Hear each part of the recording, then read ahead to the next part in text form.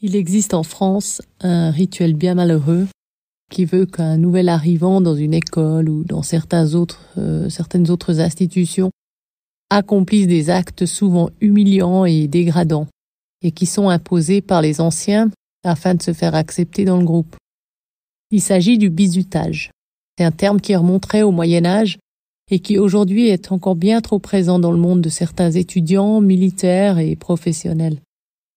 Pour schématiser, on peut dire qu'il existe 3 étapes du bizutage. Tout d'abord, la prise en main. L'ancien signifie au nouveau « ici, c'est moi qui décide, ici tu n'es rien », même s'il essaie de lui faire croire qu'il a le choix. Ensuite, on passe à la période de soumission.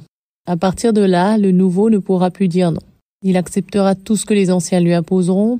Les anciens ont les pleins pouvoirs et ils vont en user et en abuser. Et enfin, la réconciliation. L'épreuve est passée, les anciens intègrent les nouveaux dans leur communauté. Maintenant, tu es des nôtres et l'an prochain, tu bizuteras à ton tour. Au nom de la tradition, le bizutage peut aller de la vente de bonbons déguisés en sac poubelle à la bastonnade, en passant par la contrainte à des jeux sexuels, la consommation de mixtures très alcoolisées, ou encore des chansons obscènes à chanter et qui seront diffusées sur les réseaux sociaux.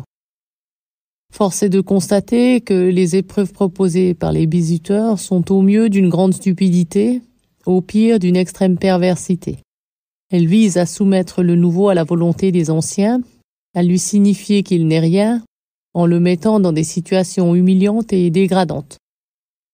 Auparavant, le bizutage était quelque chose dont on ne parlait pas.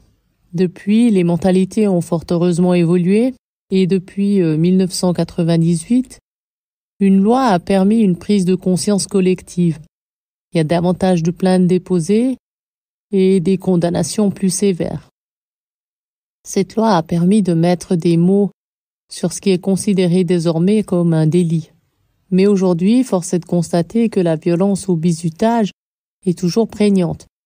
Il faut donc continuer à sensibiliser les jeunes pour qu'ils disent non au bizutage, pour qu'ils dénoncent ces pratiques violentes et qui brisent la loi du silence.